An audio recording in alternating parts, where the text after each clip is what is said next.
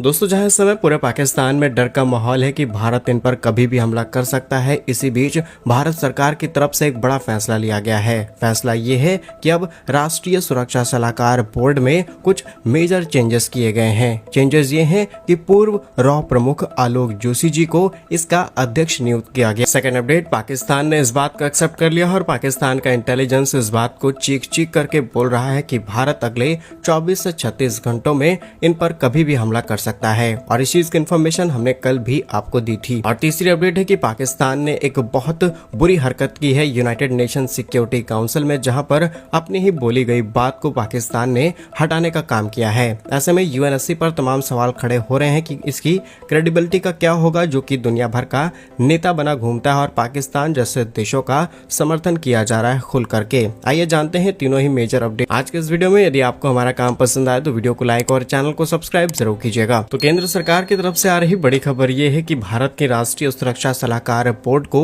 अब नए सिरे से गठन किया गया है। इस बोर्ड में अध्यक्ष पद की जिम्मेदारी पूर्व आईपीएस अधिकारी और रॉ प्रमुख रहे आलोक जोशी जी को सौंपी गई है। केंद्र सरकार के भरोसे पर खरे उतरने वाले जोशी जी ने साल 2012 में तत्कालीन डॉक्टर मनमोहन सिंह की सरकार में रॉ प्रमुख बने थे और इसके बाद केंद्र सरकार यानी मोदी सरकार ने एनटीआरओ का चेयरमैन बनाया था। इतना ही नहीं, साल 2021 में जब पेगासस का मामला उठा तो सुप्रीम कोर्ट इसकी जांच के लिए एक कमेटी गठित की गई। उस जांच कमेटी के अध्यक्ष रिटायर्ड जस्टिस रवि रविंद्रन को बनाया गया और हरियाणा कैडर के पूर्व आईपीएस आलोक जोशी को कमेटी में सदस्य की तरह शामिल किया गया था। और कैबिनेट कमेटी ऑन सिक्योरिटी की तरफ से लिए जा रहे फैसले पाकिस्तान की धड़कन लगातार बढ़ा रहे हैं। बीते बुधवार को राष्ट्रीय सुरक्षा सलाहकार बोर्ड के नए सिरे से गठन करने में अधिकारी पूर्व एयर मार्शल पीएम सिन्हा, पूर्व लेफ्टिनेंट जनरल AK सिंह और पूर्व रिटायर एडमिरल मोंटी खन्ना भी शामिल हुए हैं। इनके अलावा पूर्व आईपीएस राजीव रंजन वर्मा जी और वो भी मनमोहन सिंह के बोर्ड में इनको जगह दी गई। पूर्व आईपीएस अधिकारी बी वेंकटेश वर्मा भी बोर्ड में रहेंगे। अब ये नाम सुने से आपको लग सकते हैं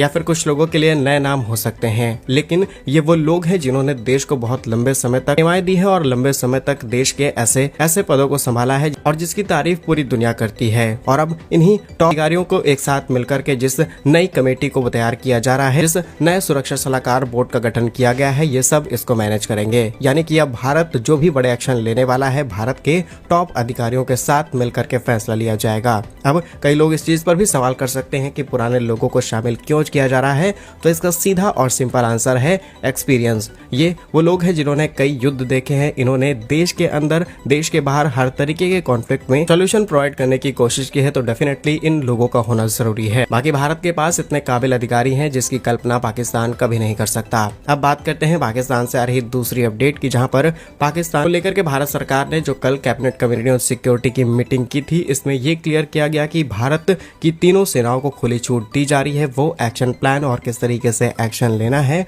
वो अपने ही तौर पर डिसाइड कर सकते हैं। खुली छूट मिलने के बाद पाकिस्तान को डर सता रहा है कि अगले 24 से 26 घंटों के भीतर पाकिस्तान पर कभी भी हमला हो सकता है। अब से कुछ घंटों बाद 24 घंटे पूरी तरीके से पूरे हो जाएंगे और अभी भी भारत के अंदर, दिल्ली के अंदर कई इंपॉर्टेंट बैठकें की जा रही हैं। यही वजह है कि पाकिस्तान बुरी तरीके से कांप रहा है। उसे डर है कि किसी भी वक्त पाकिस्तान उनके घर पर तबाही मचा सकता है और तभी पाकिस्तान के सुरक्षा मंत्री अतुल्लाह तरार खौफ में है। उनका डर सता रहा है भारत अगले 24 से 36 घंटों में मिलिट्री एक्शन ले सकता है। पाकिस्तान का दावा है कि भारत उस पर हमला करेगा। इसके सबूत और विश्वसनीय खुफिया जानकारी इनके पास आ चुकी है। पाकिस्तान का यह डर तब सामने आया जब पीएम मोदी ने सेना को एक्शन लेने की पूरी खुली छूट दे दी है। लेकिन ऐसे में सवाल खड़ा होता है कि पाकिस्तान तक ये इन्फॉर्मेशन आखिर कैसे पहुंच गई कि भारत अगले 24 से 36 घंटों में कोई एक्शन प्लान कर सकता है। ये इन्फॉर्मेशन तो इंडियन मीडिया के पास भी नहीं है। तो एग्जैक्टली कौन से वो लोग हैं या फिर पाकिस्तान के वो कौन से इंटरनल सोर्सेज है जो कि भारत के अंदर से ये इन्फॉर्मेशन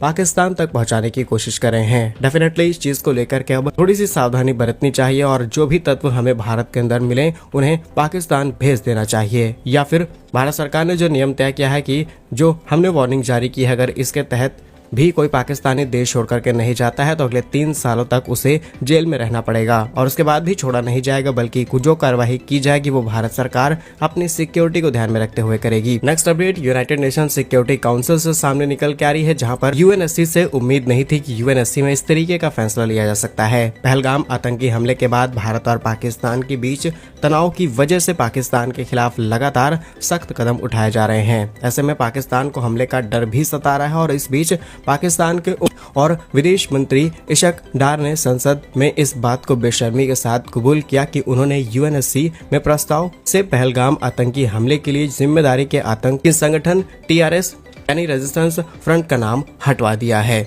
कितनी बेशर्मी की बात है कि ये वो संगठन है जो कि कई बड़े आतंकी संगठन यानी कि एलईटी के साथ मिलकर के काम करता है। उसके बावजूद भी पाकिस्तान ये बात एक्सेप्ट कर चुका है। इनके रक्षा मंत्री ये बात पब्लिक मीडिया में आकर के एक्सेप्ट कर चुके हैं कि हाँ, हम इन लोगों को न सिर्फ फंडिंग देते हैं बल्कि इनको हर तरीके से सपोर्ट दिया जाता है, इनको ट्रेनिंग दी जाती है और भारत के खिलाफ इन्हें उकसाया जाता है। और अब इस बयान से न सिर्फ वो पलटने की कोशिश कर रहे हैं बल्कि ये जो बयान यूनाइटेड नेशन सिक्योरिटी काउंसिल यानी कि ये बयान जो यूएनएससी के अंदर दिया गया था उसे वहां से हटवाया गया है, जिसे यूएनएससी ने हटा कैसे दिया, सवाल ये खड़ा होता है।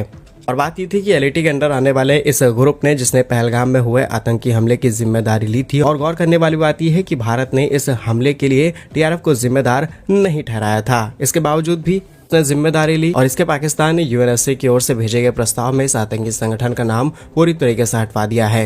पाकिस्तान फिलहाल यूएनएससी के 10 अस्थायी सदस्यों में शामिल है जो 2-2 साल के लिए चुने जाते हैं। संसद में बोलते हुए पाकिस्तान के विदेश मंत्री इशाक डार ने कहा कि यूएनएससी की ओर से पहलगाम हमले से जुड़े हुए एक निंदा प्रस्ताव आया है और उसमें सिर्फ पहलगाम का जिक्र किया गया, जम्मू कश्मीर नहीं लिखा गया इस पाकिस्तान की ओर से, और इसे पाकिस्तान ने अपनी ओर से आपत्ति जताई। असल में पाकिस्तान का दुख साफ झलक गया कि यूएनएससी लेकर के भारत कितना सख्त हो चुका है कि अब आप कश्मीर के मुद्दे पर नहीं बोल सकते और इसीलिए भारत ने साफ शब्दों में कह दिया कि तुम जिस तरीके से पाकिस्तान का नाम हटाने में लगे हुए हो, पाकिस्तान के आतंकियों का नाम, उस तरीके से तुम कश्मीर का नाम भी नहीं ले सकते हर अलग अलग मुद्दे पर। इसके अलावा भी पाकिस्तान को उम्मीद है कि हो सकता है भारत से इन्हें बख्श दिया जाए और इनके होने वाले डैमेज को कंट्रोल किया जाए। लेकिन पाकिस्तान ने जो हरकत की है, हमारे 26 मासूमों की जान ली है, निहत्थे लोगों पर हमले किए हैं, अब उनको नहीं छोड़ा जाएगा। और भारत की तरफ से जो स्ट्रेटजी तैयार की जा रही है, इसे अगर क्लियर तौर पर देखेंगे तो ये हो सकता है कि भारत एक ही समय पर बिल्कुल सटीकता से हमला करे और पाकिस्तान पर एक साथ स्ट्राइक की जाएगी, जिसे पाकिस्तान को सोचने या फिर समझने का मौका नहीं मिलेगा और वो तमाम आतंकी संगठन जो एक जगह से दूसरी जगह तक डिस्प्लेस होते रहते हैं उनको सोचने का भी मौका नहीं मिलेगा। तो डेफिनेटली भारत की तरफ से बड़े तैयारी शुरू की जा चुकी है और तीनों मेजर अपडेट से आपको समझ में आ चुका होगा कि भारत अब